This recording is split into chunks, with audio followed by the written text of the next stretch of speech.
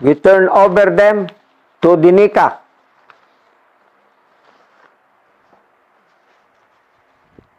Oh. Bakit itong NICA? Commendation lang binigay. Ito, NICA ito eh. That was 1970. Ito. Oh. Si captured Commander Maria Luisa Pusa Dominado. Captured Jean Commander Justiniani. 2 M16 rifle and 1 caliber 45. Was turned over to NICA. Then, bakit commendation lang ibinigay sa amin? Ito, ebidensya. Scout Ranger Group 4 teams ito. Ipakita ko yung litrato ng mga cowboy, yung mga warrior ng mga Scout Ranger. Nasaan na yun?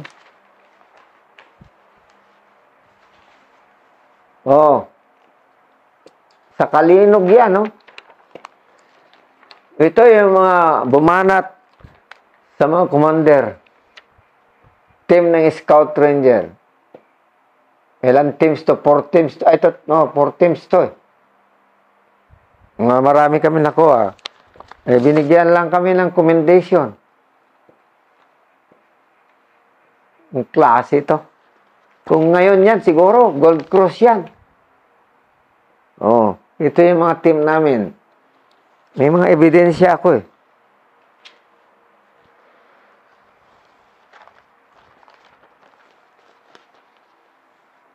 Ito. That was 27 again, May 1978, wherein I have a perpetual souvenir. Perpetual souvenir in the sense that I was wounded in action during that operation. And we captured also one commander and recovered 1 M16. I was hit at my left arm. I was wounded during that period. That's why I have a perpetual souvenir. So, yun mga experience ko during sa... Mahaba pa ito, marami pa. Ang pinakamahirap din ng mga trabaho na binigay sa akin when I was with the counterintelligence. Wherein, so many AWOL personnel bringing their firearms and assorted ammunition here in the Visayas during that period. And I captured out of one platoon, siguro 17 of them was being neutralized diyan sa Negros Island. Hindi pagmamayabang yun. I received so many military merit medal, pero hindi worth kasi kasama din natin mga kalaban natin doon. Pero kung lumaban, sigurado sila sa akin. Marami akong ban. Kasi yun ang programa ng AFP noon under, alam niya, ni General Esperon because he was our commanding officer of the counterintelligence. And I neutralized so many AWOL personnel bringing their firearms. One of them is Captain Tabukon, Calantas Ibanez of 6IB. Basta 17 yan sila na neutralize ko sa Negros Occidental. Isabela, Himamaylan, yan, inikot ko lang dyan, La Castillana. And as I've said, I have so many award received for that, pero hindi worth yung mga awol to eh.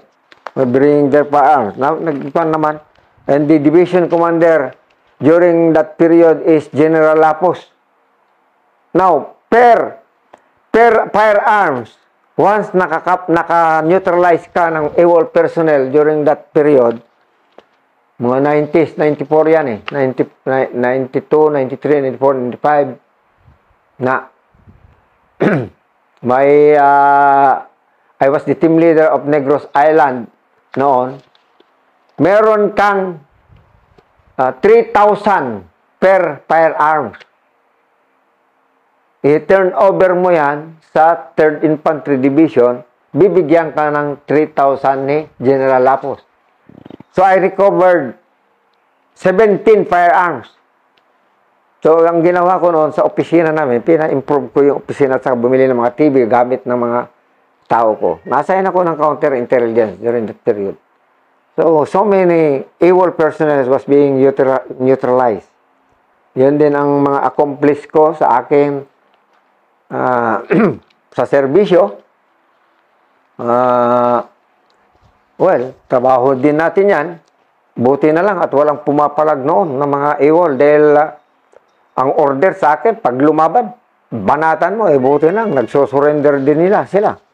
Because of respect. They know me because I'm a trainer before. They know me. Kaya, buti, wala akong natumba sa kanila.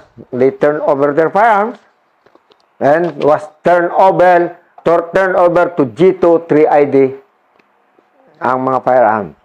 Different IBs yan na nag-aul. 6IB, 15IB, M14, M16 na neutralize natin yung mga evil na yan. So, lastly, for those scout ranger who are already in heaven, thank you for your exemplary service you have rendered to our country with pride, honor, and dignity. Yung mga katapatan nyo and your heroism will not be forgotten by the Filipino people. Although nandoon na kayo sa kabilang ibaw. What I mean, sa heaven. So sa mga nagsiservisyo ngayon, do your job. Yung mga bagong rangers ngayon, I know, iba, different siya ngayon. Kundi, mas matapang siguro kayo ngayon at mas mahirap yung dinaanan nyo na training kontra sa amin because iba, 1 year na yata ngayon. Kung si General Aying pa, sabi niya sa akin, Tim, ang Scout Ranger ngayon, 1 year na. So mas matindi kayo yung naranasan nyo. But then, the same. Yung pinagdaanan natin, isang objective natin na mga young and old. Kami mga old. Tapos na kami yan. As I've said, if you're going to present or being interviewed, present an evidence para at least maniniwala sila nga yung sinasabi mo ay totoo. Marami ako talagang mga medals. Hindi lang ako nagmamayabang. Marami rin ako dito mga na souvenir, yung memorabilia. Evidence to that. Andito na lang si Sergeant Canedo. Thank you very much sa Sergeant Canedo for your effort for the interview. Nagpapasalamat yung mga membro ko sa Scout Ranger Alumni Association, Iloilo Chapter. Nagpapasalamat talaga sila sa National Chairman, kay Colonel Eclarin, because of this initiative by him, the leadership that you imparted to us, your guidance. Nagpapasalamat kami sa iyo, sir. May snappy salute to you. And of course, lahat ng mga Scout Rangers sa whole Philippines and abroad, maraming salamat sa inyo. I will render a salute, a snappy salute.